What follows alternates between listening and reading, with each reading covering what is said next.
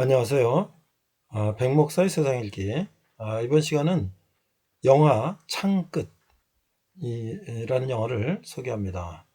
그 End of the Sphere 이 영화인데요. 자, 이 영화는 창의 끝은 복음이다.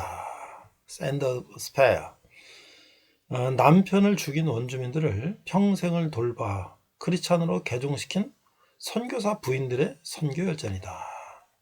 남편을 죽인 아마존 원주민들을 찾아가 희생으로 돌보며 끝내 그들을 크리스찬으로 개종시킨 5명의 선교사 부인들의 감동적인 스토리가 End of Spear 타이틀의 영화로 제작돼서 20일 전 미 정부로 선보인다. 2006년 얘기예요. 자, 그런데 이것은 50년 전에 1월 8일 에콰도르 정글 해안에서 오카족의 창에 찔려서 희생된 피터 플레밍, 짐 엘렛, 에드 맥컬리, 여데리언 그리고 네이트 세인트 이 20대 30대 초반에 이 5명의 선교사들의 부인들의 영웅적 선교 열전은 111분간의 필름에 담겨져 있다. 이렇게 말하고 있어요. 오클라호마 시티에 근거를 둔 베이링 프룻 커뮤니케이션즈가 비영림을 목적으로 영화 제작을 맡게 되면서 50년 만에 당시 선교 역사를 재현하게 된 이 영화는 폭섬 엔터테인먼트의 다큐멘터리였던 찬란한 문을 넘어 비욘드 더 게이츠 오브 더 스플렌더의 기사와 1956년 다큐멘터리 자료로 엮여져 있다. 영화는 5명의 순교자 중 네이트 세인트의 아들로 당시 5살이었던 스티브 세인트의 현장 경험과 오카 종족의 증언에 의해 영화가 완성되었다. 순교자 부인들이 와우다니 종족들과 함께 살기 위해 정글로 들어간다. 부인들은 보복이 아닌 그 종족들을 위한 의약품을 가지고 들어간다. 스티브 세인트는 정글서 민카예를 만난다. 민카예는 자기가 바로 아버지를 죽인 사람이라는 것을 공개하며 원하면 아버지 복수를 하라고 한다. 하지만 스티브는 거절한다. 실제로 네이스의 여동생인 레이첼과 짐 엘리엇의 미망인 엘리자벳은 원주민들을 찾아 정글로 들어간 후에 레이첼은 30년 동안 그들과 함께 산다. 스티브는 8살부터 정글로 들어가 그들과 살면서 그의 아버지를 죽인 민카예의 양자가 된다. 1994년 레이첼이 죽자 민카예는 스티브에게 부족들을 도울 것을 제의하고 원시인들을 위한 기술교육센터를 설립한다. 레이첼이 그들에게 기독교를 가르치는 동안 민카예는 스티브에게 정글에서 사는 법을 가르쳤다. 커네티컷 유니버시티의 인류학자인 제임스 버스터는 와우다니 부족은 지구상 가장 잔인한 부족 사회 중 하나여서 종족 분쟁으로 60%가 살해되곤 했다. 50년 전 이런 부족이 현재 20 내지 40%의 기독교로 개종되면서 이런 분쟁과 살상이 사라지기 시작하자 역사상 최초로 할아버지가 손자를 볼 수 있는 시대를 맞이했다고 전했다.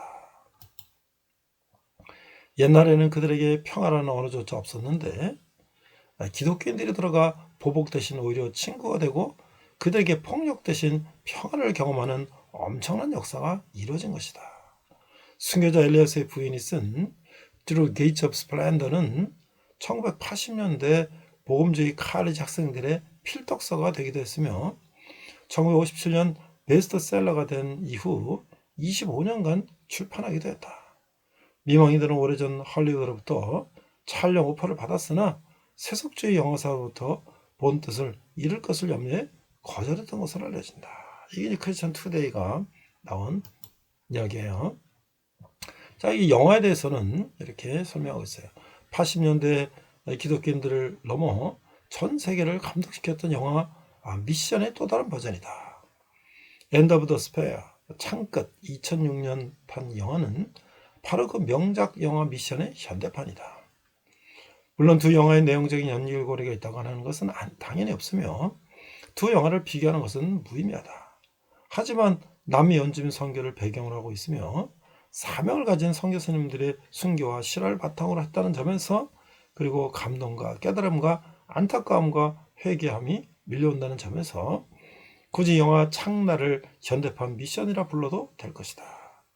이 영화는 에콰도르에 있는 와우다니 부족에게 복음을 전하기 위한 선교사들의 순교와 부족민들의 기적 같은 변화를 담은 실화이다. 또 실제로 영화에서 순교하신 선교사의 부인이 쓴 저서 End of the Spear를 영화한 작품이기도 하다. 와우다니 부족이 어디에 살고 있는지 어떻게 접근할지 끊임없이 찾고 고민하던 짐 선교사, 매일매일 오랜 시간을 경비행기를 타고 에콰도르 정글숲 위를 비행하다가 마침내 와우다니 부족을 찾아내고 그들에게 다가간다. 보호품과 선물을 보내면서 적이 아니라는 것을 인식시켜주고 접근한다. 같은 부족끼리도 마음에 들지 않으면 무조건 창으로 찔러 죽이는 폭력이 일상화되어 있는 상당히 무서운 와우다니 부족. 아무튼 선교사들과 접촉한 원주민들이 자신들의 부족에게 혹여나 죽임을 당할까봐 오히려 자신들에게 선물을 주고 친구가 되려는 선교사들을 모함한다.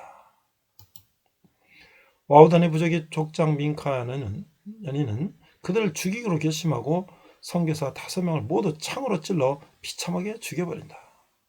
그러나 고통스러운 그 죽음의 순간에서 짐 선교사는 자신을 창으로 찌른 민카야에게 웃으면서 난 당신의 친구가 되고 싶습니다 라고 말하고 숨을 거둔다. 죽음의 고통 속에서도 자신을 창으로 찌른 민카야를 용서하고 도리어 사랑을 전하려는 모습. 한마디로 끝까지 선교의 목적을 잃지 않는 그 모습이 진정한 사랑이고 용서이고 진짜 선교임을 깨닫게 해준다. 선교사들이 모두 순교하신 후 영화는 본격적으로 이 사건을 통해 말하고자 하는 결론을 향해 출발한다. 와우다니 부족에게 죽음을 당한 5명의 선교사들의 아내들이 모두 와우다니 부족의 거주지로 들어가기로 한 것이다. 자신들의 남편을 죽인 원수 같은 부족이지만 그들을 마음속 깊이 용서하고 오히려 그들을 치료해주고 농사법도 알려주고 그들의 남편들이 하려고 했던 복음 전파, 그들에게 다시 하나님을 전한다. 1950년대 에콰도르의 아마존 정글 지역에서 선교 활동을 하다가 살해당한 미국 선교사들의 실화를 기초로 만든 종교 영화풍의 드라마다.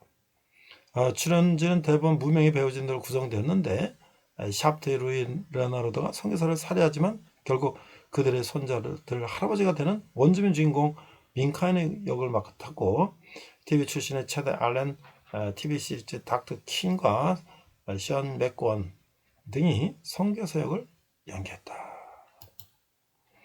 연출은 이 영화의 소재가 된 1950년대 선교사들의 죽음을 다룬 다큐멘터리 비욘드 게이츠 오브 더 서플랜드를 감독했던 짐 해넌이 담당했는데 이번이 그의 첫 번째 극영화 연출작이다.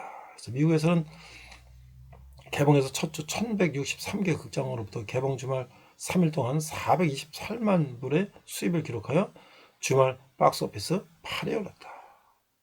이게 오늘날 이 선교사님 자기 목숨을 아깝지 않게 이 식인종 원주민들에게 바친 이 선교사님들의 이야기였습니다.